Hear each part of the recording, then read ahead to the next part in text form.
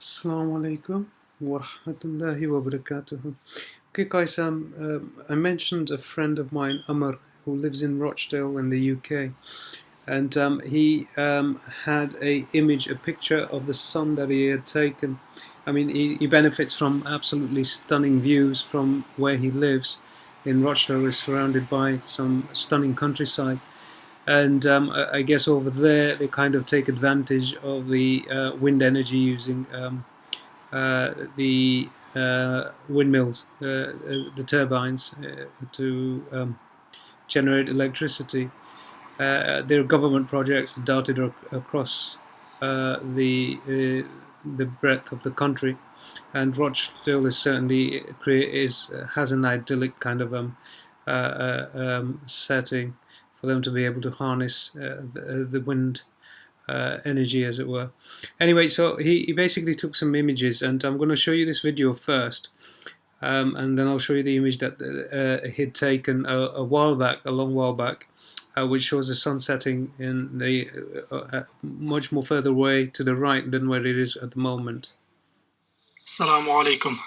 So according to that old picture, the sun used to set all the way down there where all those... Now I want you to keep your eye on these windmills, okay? And I'll show you another image in a second. Windmills are. And now it's setting all the way down here. Now, genuinely, that's something to be concerned about, right? Now, I did some backyard science myself, and from my rooftop, I took images. I benefit from a view of a church, which is exactly behind which the sun tends to set.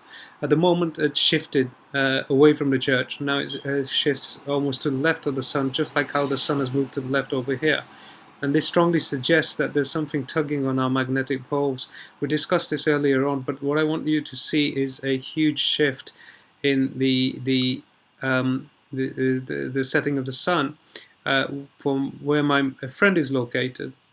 Okay, and you'll see that the sun is setting here, and right now in the video, just keep in mind of this cluster of windmills and the location, and you can see a pylon as well, an electric pylon behind one of them. So let's be mindful of that, and let's look out for that in the image. Let's actually do a close-up so we can see better. Okay, so there's the electric pylon that I was referring to, and this is the sun. It's almost near a cluster of three of them, right? Three of the windmills. That's where it used to set. At the moment, this is the image that he sent me, and this is today, by the way, on the 25th. That cluster of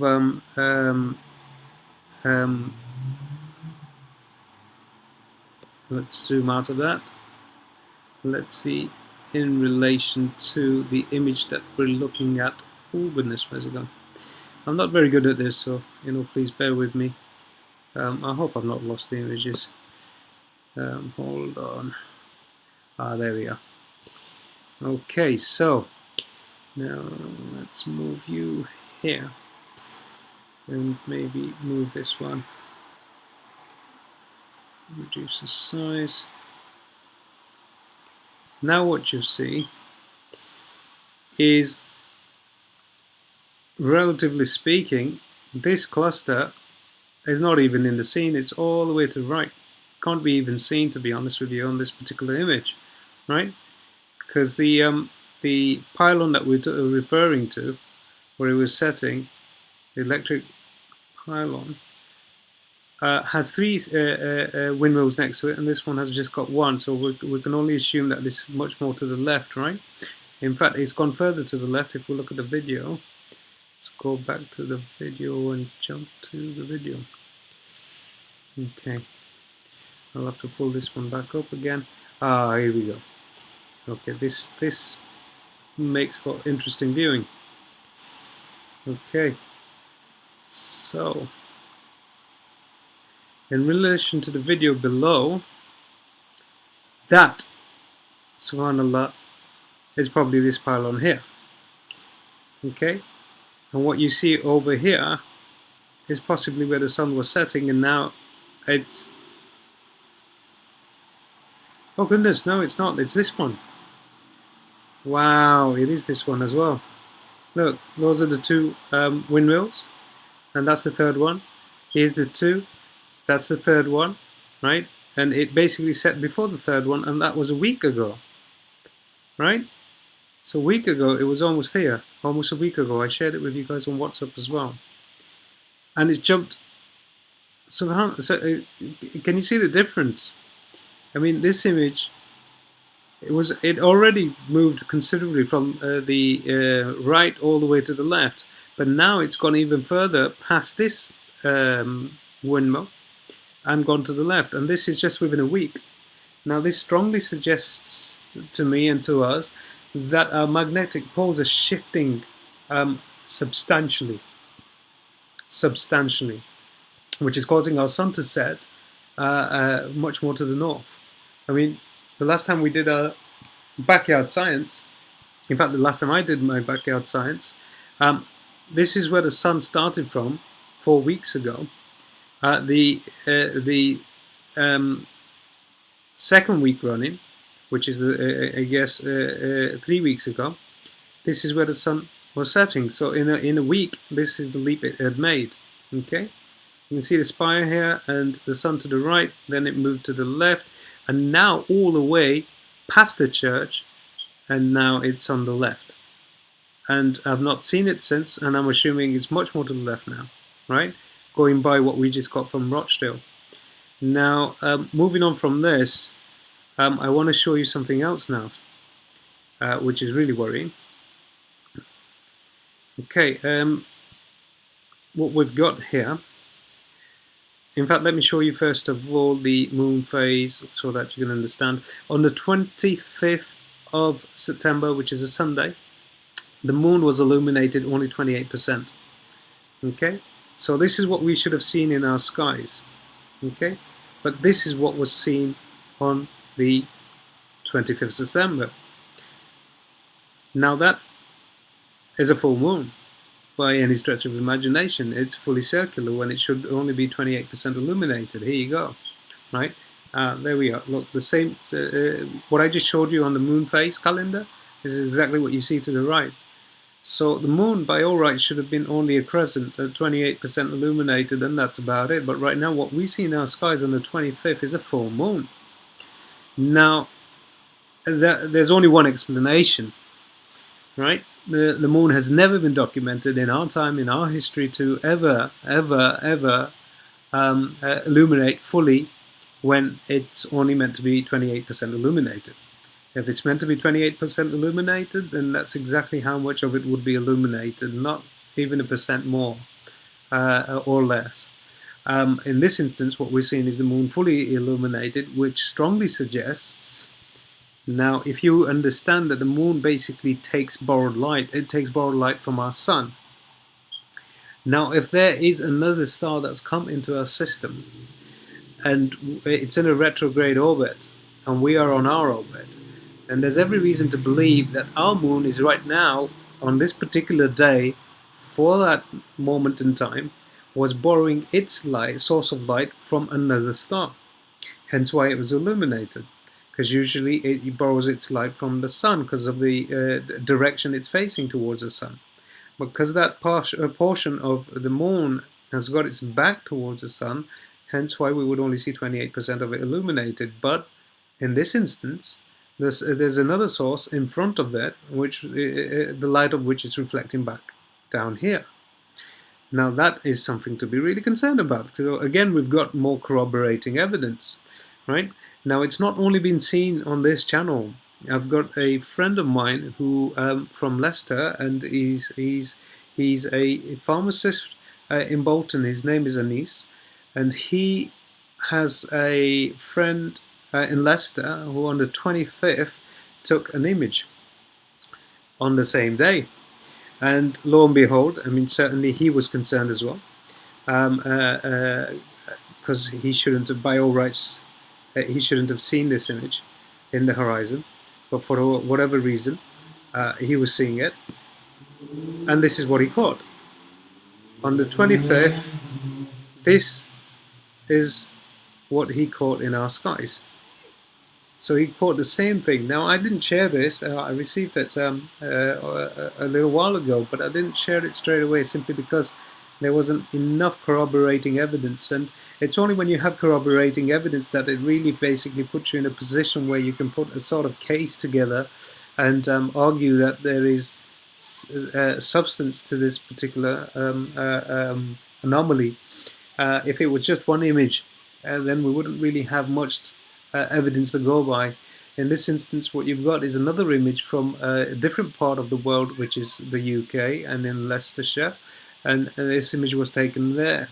Okay, and this the moon shouldn't have been visible, right? It should have been only 28% illuminated. So someone else had basically seen exactly the same thing. Now, depending on the retrograde orbit of this other star and system, it may have only illuminated the moon for a short time and not all the way through, right? So during its passing, illuminated the moon for that period of time, and then maybe the moon resumed to its 28% illumination for the best part of the night. Chances are, I mean, you'll see with all the, in fact, the upload that I just did previous to this, you'll see the chemtrailing that they're doing in the skies. There's another PDF that a researcher sent me, and I got hold of through a researcher, and that talks about the uses for chemtrail, and it's very, very interesting, to say the least. Well, if I get an opportunity, we'll do a segment on it, but it's more to do with the holographic technology and how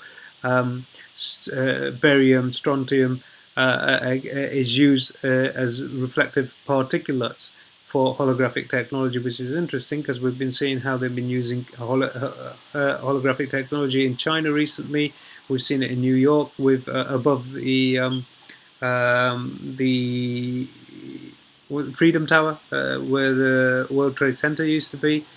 We've seen that holographic technology where they put the image, this angelic image, or even perhaps a depiction of Jesus, as it were, as he's conventionally known to look like. And it's a psyop. You know, you've seen the four horsemen appear in the clouds. That's another psyop. You've seen it in China, where you've seen buildings in the sky. These are all black ops and psyops just to test the technology out, and chances are they're going to be using it very soon. So, I mean, chemtrailing has many, many, many uses. One of which is that those particulates don't belong in our atmosphere. With the rain, they rain down and become part of the ecosystem. They then basically go into the agricultural harvest. We then ingest and consume it. So all those poisons are in our body. Another thing is it basically obscures what's beyond our atmosphere, so we can't really see. So it's handy when you've got these binary system that's entered our solar system, and they don't want us to know about it until the very last minute. And we've hypothesized as to why they wouldn't want us to know about it. And that's kind of laid out in the document PDF Signs, which I've put in the description box. It's also linked to the channel, so please do take a look at that the other reason why it's used is the holographic technology. It can be basically used as a screen almost to project on, and it really is. It has the optimum kind of properties to reflect holographic technology. So, I mean, in a nutshell, we'll probably do a segment on chemtrailing. I did share a video on the WhatsApp group, and for those of you who haven't seen it on chemtrailing, I certainly suggest it. It's very compelling. There's peers within the industry, from pilots to neurologists and all sorts of academic individuals who have basically not only lodged a complaint, but basically gone to court. And it's gone, I think it's been issued with the Federal Bureau, and it's been escalated. Still, I mean, certainly at the top, it will basically not really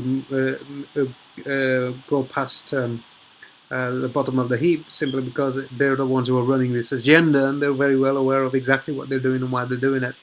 And Allah subhanahu wa ta'ala knows best. Again, our ulama need to look into this. There's too many anomalies now, and they're becoming more and more obvious. What's disconcerting is the sun is setting much more to the north, which basically very strongly suggests, along with the magnetic poles having been taken a huge beating not so long ago, a few days ago. I uploaded that video and showed you the evidence for that and how worrying that was and is. So what all of this strongly suggests is the system is much more closer than I would like to think, and it's getting closer, and hence why we're seeing all these asteroids and meteorites entering our atmosphere. And with the issue recently in Australia where they experienced an earthquake, the sky lighting up, hearing a sonic boom, and thousands of people have been reported it in Australia. It was quite the hoo-ha, as it were, in the mainstream media in Australia, and they were trying to get to the bottom of what it was. We did basically forecast that we were expecting a huge meteorite to enter our atmosphere.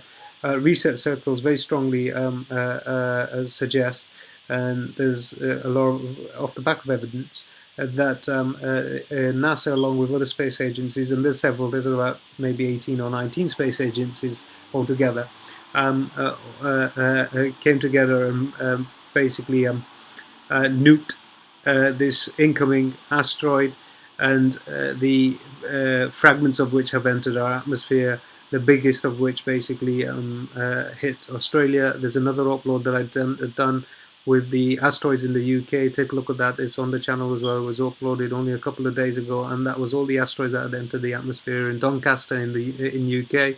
There were around about 14 that whizzed past in one session of viewing the skies. So I mean, we've had a phenomenal amount, a huge amount of asteroids enter, comets, meteorites enter our atmosphere in 2016, and again we've hypothesized in the document Signs that as this binary system gets closer, it will catapult all this other debris that it's bringing with it. And there's another star. I did a video of which and just uploaded preceding this one, and that shows you very clearly how many, I mean, how much space junk, meteors, comets, and asteroids that it's basically carrying with it and dragging with it. And it's getting bigger and bigger in our horizon, so it's something to be concerned about. It seems very clearly heading towards us, and it shouldn't be there. That's probably the most important part. What is it? Where did it come from? And where is it heading? And this is something that our ulama genuinely have to basically look at now and turn their attention towards. Otherwise, we're basically going to hit this catastrophe head on without any sort of contingencies, preparations in place for the Ummah. And we're here for the betterment of mankind. This is basically at the core of Islam. It's basically the essence of what believers are. You know, kuntum khayra ummatin ukhrijat linnas. We're sent for the best of mankind, for the betterment of mankind, and betterment of mankind is safeguarding them, protecting them, guiding them, and looking out for them. And there's many things that fall into that, and this is just one of the aspects of that, of being a Muslim and a believer. And unfortunately, with all the stereotyping, with all the neuro-linguistic psychology and the anchoring of words that take place with Muslims and terrorism, we need to basically reverse that. The onus is on us. It's on our shoulders to show and lead by example. Unfortunately, all they've got is the media, and we know who the media represents and what forces are leading the media, and we shouldn't basically victimize ourselves or become the victims of this. In fact, if this event is very real, it lends itself as a perfect opportunity for Muslims to really just show themselves in the true light, as it were, and for the world to see that. You know, we can really basically become bastions of what Islam really is, and we can basically be out there helping humanity, informing them. There are powers out there that don't want people to know about this. They want the suffering to occur. They want to cause the financial economic collapse. You've seen that almost kickstart as we speak with the Deutsche Bank going down in Europe. You'll find that as soon as that's happened, you're going to see Barclays go down in the UK. And then we'll see the real collapse of it happening very soon. in United States of America. All of it's been scripted by the elitists, these mystery religion occultists, who basically are at the echelons of society and basically coercing us. They're not even 1%, they're less than that, but they seem to be running the material world, as it were.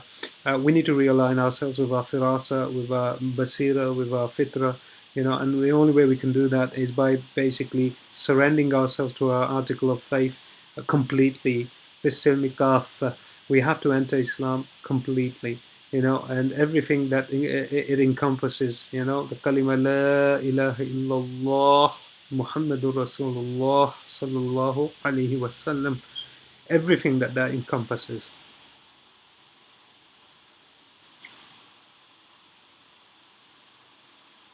We have to bring that into our lives. And Allah subhanahu wa ta'ala, may Allah subhanahu wa ta'ala guide us, guide me, guide all of us. Jazakallahu khairan wa ahsanu jazaa for your time. Wassalamu alaikum wa rahmatullahi wa barakatuh.